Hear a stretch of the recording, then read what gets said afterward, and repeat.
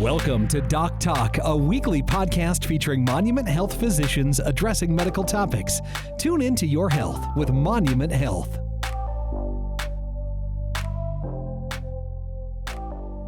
Hello, everybody, and welcome to another edition of Doc Talk with Monument Health. My name is Mark Houston, and joining me today is Dr. Deanna Lassegard, who works as a doctor in the emergency department at Monument Health in Spearfish, correct? That is correct. Thanks for joining me today, Doctor. I'm glad to be here. This is going to be much less cliched than I thought it was going to be. So I'm very excited to talk about what we're about to talk about. We're going to talk about with the upcoming 4th of July holiday on the way. Fireworks. Okay. You're local though too, right? You went to Central High School here. I You're did, pretty much yeah. born and bred Rapid City. Yes. Not born here. Okay. My dad was in the military, so when he yes. got out of the military, he was in the Army. We moved here when I was in 5th grade. So Okay. from 5th grade on, I've been here except for when training has taken me away. Yeah. All right. Where were you before 5th grade then? Where did you live all here? over the place. We lived Just in everywhere. Germany. We Military lived in kid. Colorado Springs. Yeah. Did you like Germany when you were there? Loved it. Do you It was do you amazing. remember a lot of it? 1st grade through 4th grade. So kind of all of those like childhood formative years Yeah. were spent in Germany. So Those that are was some of the best. Can you still speak German? Do you have any? very poorly, as it turns out. I thought I did better, and then my husband and I went back a few years ago, and as it turns out, I have not retained that skill. That's a hard one to retain from that age, though, if you don't practice it. It is, and the things that I knew back then are not the things that I need to know now. Right. You know. Yeah, especially when you're vacation traveling, Yeah. for sure. So you started out as a paramedic, correct? Yes. What pushed you in that direction? Well, at that time, they had an EMT class at Western Dakota Tech that you could take through high school. And so you could get dual enrollment credit. You could do high school credit and you could get college credit for it. And my dad thought it would be a fantastic idea. My dad is a physician, and he thought that that would be a great class to learn some real life skills before you go off into college and know how to do the Heimlich maneuver, know how to stop bleeding, know when to call 911, those kinds of things. And so I took the class fully anticipating it would just be a class that I would enjoy, and it ended up being my entire career path. That's, because a lot of us should know those things. Those are all basic things everybody should know. Oh, absolutely. But then there must be a part of you that's a little bit of a thrill seeker, sort of, because it's odd because not for myself. Really? No, like I'm not the girl who, would ever consider like jumping out of planes or, even things that I would consider moderately dangerous, like mountain biking. Like I don't do that kind of stuff. I'm kind of risk adverse when it comes to my own safety. I guess what's interesting is you don't mind cleaning up after a lot of that stuff. No, I don't. When the accidents happen. Oh, that's the job of paramedic to me has to be one of the most just stressful jobs, though. Did you feel that way as a paramedic? It is a stressful job, but the thing about being a paramedic that I thought was really good is you have a team with you all the time. So there's always someone that you're on call with. And if you're working for a busier service, you're at a base where there's other people that are responding to calls too on other ambulance crews. And so it was very much a family. Mm-hmm. And I think like the fire service and the police service can they're on the same plane about that. The people that you work with just become your family. And so although you saw a lot of bad things and it could be very stressful, you had a team that you were very dependent upon and worked with very closely. And so that was nice, is that you had that real team kind of effort. So having your father as a physician, then did you once you kind of got into the paramedic role, did you see that the trajectory was there then maybe to become a doctor? Not immediately, because it is very expensive and it's a very long road to becoming a doctor. And in my late teens, early 20s, I just could not see sacrificing all of like my best years going and spending time in school. And so I did the paramedic, and then I decided, well, I'll just bite off another chunk, and I got a bachelor's degree in nursing, and so I worked as a nurse for a while. And then that wasn't enough. I wanted to know more. I knew that there was so much more out there. There was like this cool club of people who like understood things I didn't understand, and I wanted to know those things. And so, well, and I think you did it the right way, just biting off the little chunks, biting off more student loan debt. Right. Each little chunk. Yeah, exactly. Just another. That's right. So now you're a full-blown doctor. You work in the emergency department like we said, in Spearfish. Mm-hmm. I thought when the 4th of July rolled around and everybody talks about the accidents and the issues, it couldn't be like everybody says. And so I've never talked to an emergency room doctor, and you're telling me, oh, it absolutely is, like everybody says. The volume of patients that we see in the emergency department is definitely up surrounding this holiday, without a doubt.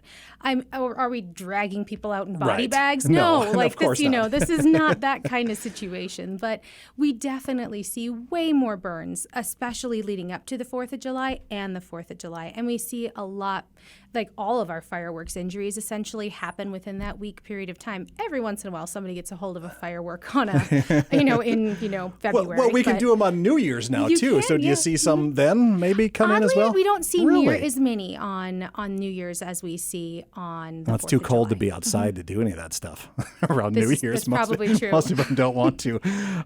Do you have? Is there any? Do you have like a particularly memorable case where you think your expertise kind of played a role in treating a firework-related injury? Well, on the top of your mind? A lot of these actually don't involve definitive care in the emergency department. So my role, with the really bad ones, my role as an ER physician is to get them to who they need to be. Okay. Who they need to be with. Right. And so for serious firework injuries, that's eye and face and hand mostly. And so we do a lot of the temporizing measures, getting things started, getting pain controlled, and then getting them to the ophthalmologist or getting them to the hand surgeon. And so definitive care on the severe fireworks injuries does not happen in the emergency department. We're kind of the gateway to getting them into the system. For the more minor things, the things that aren't going to require surgery, we do definitive care for that. So we treat the burns, and there's surgery suture that's things. sometimes required with fireworks too? Yeah. Good Unfortunately, frequently when people have explosive fireworks, that explodes through tissue and bones. And so there will be fractures and there will be tissue missing. And some of those can be very complex and long-term disabling to get back together. I guess I'm trying to just think of what firework I have ever purchased in my life that could do so. You'd be surprised. That would be my next question. Even the little fireworks, even, like the little bottle rockets and things like that. If you're not handling them safely, if you have them in an enclosed hand, where that pressure can't be released, that can cause significant damage to your hand, just a bottle rocket. And there's always that misconception that bottle rockets, sparklers, things like that are safe fireworks. Right. Like those aren't the dangerous ones, but that's not the case. And so we see those types of injuries with that. But then when you start getting into the mortars, that's where things get a little extra hairy. That's where people are losing body parts and long-term disability type issues come in. So what about another thing, just kind of researching a little and thinking about this, you mentioned the hands, the face, the eyes. That's always the most dangerous part. But I have to imagine that there can be some pretty severe damage that happens to hearing, too, in cases like this, isn't there?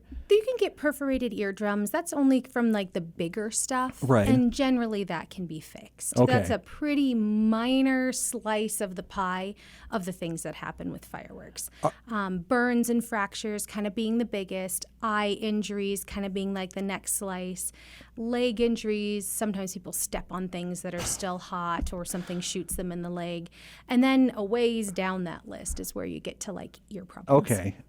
What about things like PTSD for people that can kind of suffer in that area too? I've heard a lot about that. I've heard a lot about people who've been in, traumatic situations where there's been gunfire, like overseas or in combat situations, and how that's really brings those kind of things up. But I can't say that we've seen a lot of that in the emergency department. So there has to be things that you see when you come in that you treat, you ship them off to the right place, and then after you're done, you just put your head in your hands and you're like, why did they do this thing? Mm-hmm. I mean, what would be the number one thing you want to tell people? Do not mix alcohol in fireworks. if we could sum this up into a 2-second little blurb, alcohol and fireworks do not mix. That's the one. Yeah. I suppose. If you had a third component, it would be the male gender. Oh. Yes. Look, 68% of serious fireworks injuries are in males. We're just trying to impress you guys, okay? That's what this comes down to. We're not good at it. Yeah. Advice for like parents with kids too. What would you want to? It's tough because you don't want to be like that parent who doesn't allow anything and there's no fun. But I feel like there's a big misconception with safe fireworks when it comes to like everybody's like, oh yeah, I understand. Like we shouldn't be firing off big mortars and things like that. That could be dangerous. But then they supplement that with bottle rockets and with sparklers. And sparklers are actually one of the most common reasons we see people in the ER. They burn so hot, 1,800 degrees Fahrenheit, melting metal type hot. And so just a drip, a second, a touch, huge, deep burns. Right. And so I feel like parents often are trying to make the right choices and choosing like, what's the safest way to celebrate this holiday without just being a total Debbie Downer? And then they supplement that with sparklers. Okay. And sparklers, unfortunately, can also be very dangerous. Nothing's going to explode necessarily with a sparkler, but the burns can be quite severe from that. And if you're talking about burns to the hands or to the face, those can be scarring, and those can leave like lifelong disability problems if you've got scarring over joints of your hand or it ends up on your eye. Oh, jeez. You kind of need two of them. Yeah. I did have, well, you were speaking of the sparklers. I remember being a young kid. I had an older brother. That could be where a lot of this trauma for me started from, using sparklers and then him telling me that, no, the bright part's not hot. You can grab that. And I did. And I remember a blister on the palm of my hand and just for weeks afterwards. It was unbearably painful. Kind of ruins the holiday, doesn't it? It totally ruined the holiday. And then I always ask my mom, where were you when this was happening? She's like, I was busy. We were in the kitchen or something. I don't know. Yeah, children of the 80s were raised a lot differently than children of the 2020s. A lot of Gen Xers were, we're surprised we're still here.